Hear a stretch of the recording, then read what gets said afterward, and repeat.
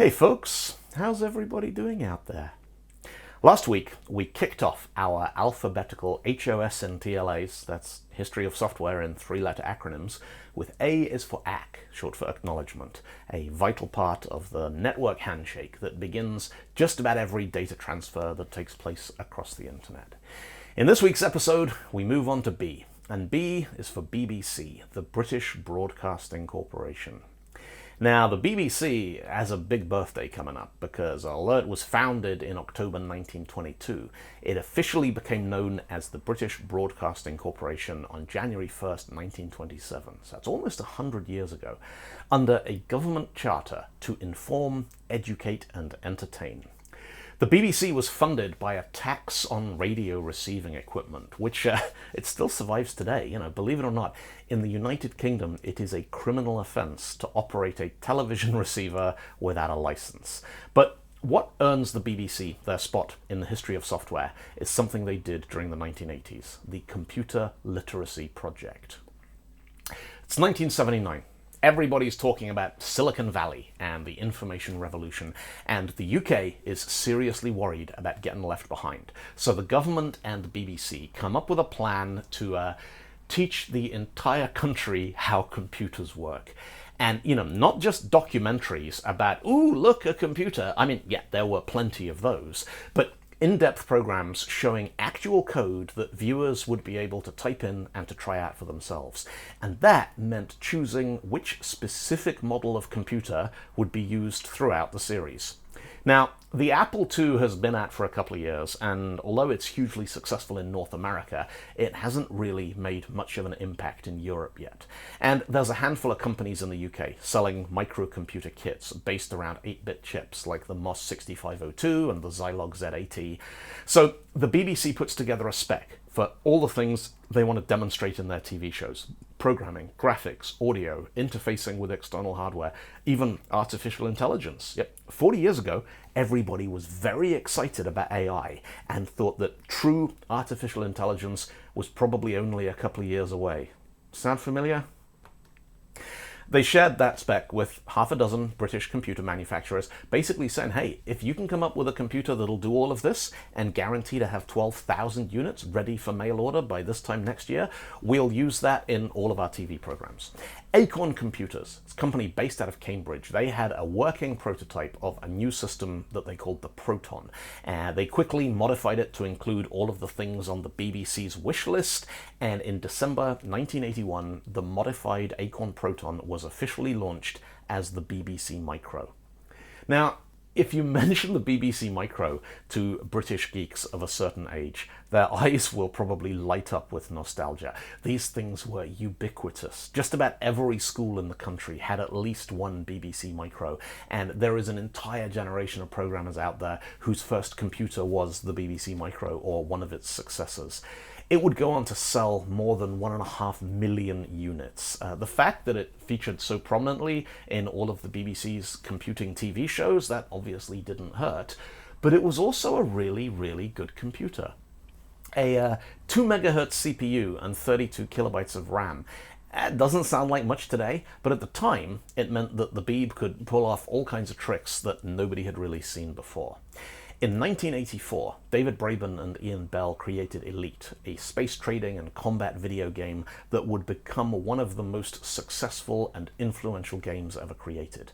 Hand-coded in assembly language for the BBC Micro, Elite had 8 galaxies, 256 different star systems in each galaxy, trading, combat, weapons, shields, hyperspace jumps and docking procedures, and just an unbelievable amount of depth and complexity.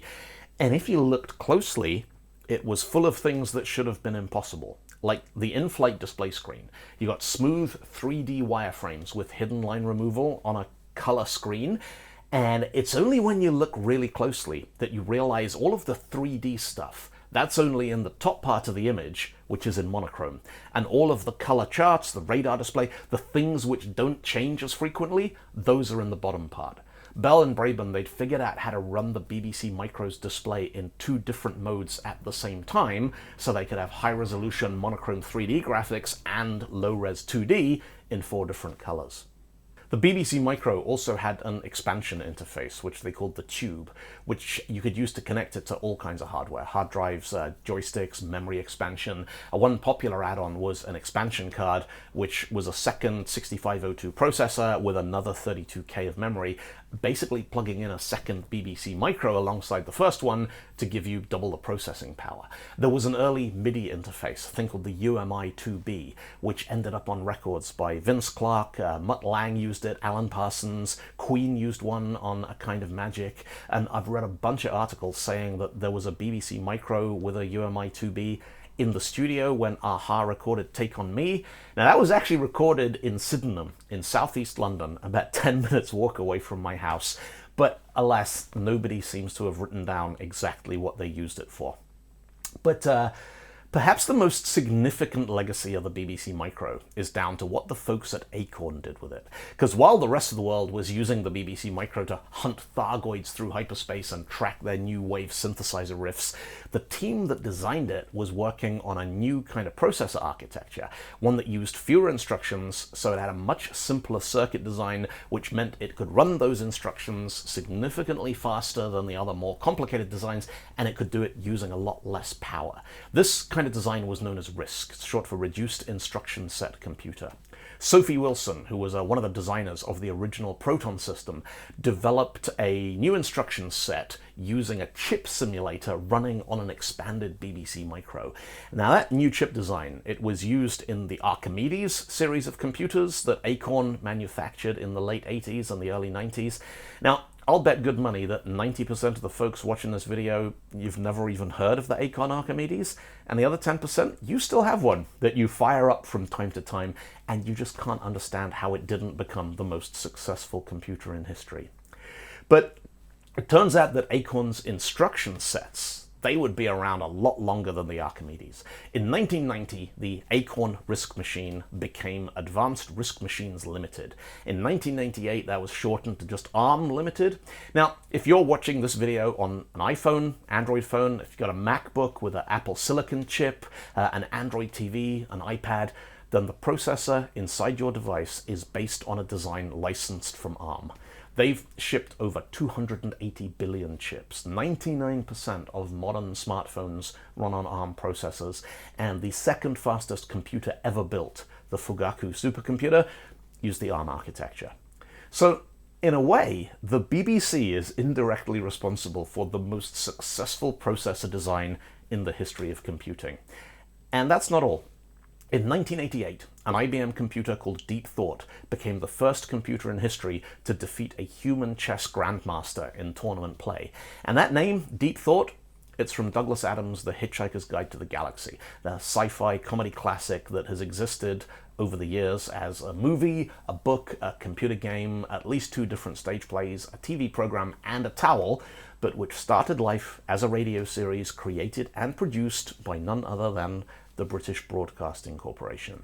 It's inspired countless references and homages. The game EVE Online, it takes place in a procedurally generated universe whose algorithm had to be initialized with a random number. The lead game designer chose 42. It's a reference to Douglas Adams' answer to life, the universe, and everything. 42 is the magic format ID specified in the TIFF file format. It's the first Google Chromecast devices. They had the model number H2G242. And when you started playing Elite on your BBC Micro, your first significant accomplishment in the game was seeing your combat rating go from harmless to mostly harmless. And if any of you folks out there are working with Python, you think it's named after a snake? The language's creator, Guido van Rossum, he named it after one of his favorite TV shows, Monty Python's Flying Circus, produced and broadcast by, you guessed it, the BBC. Next week, HOS and TLAs is going to be a double-header. We're going to learn about CP/M, DOS, and how the battle for the business desktops of the early 1980s would go on to define the operating system market for the next quarter of a century. Until then, folks, you'll have a good week. You look after each other, take it easy, remember where your towel is, and above all, don't panic. I'll catch you next time. Bye-bye.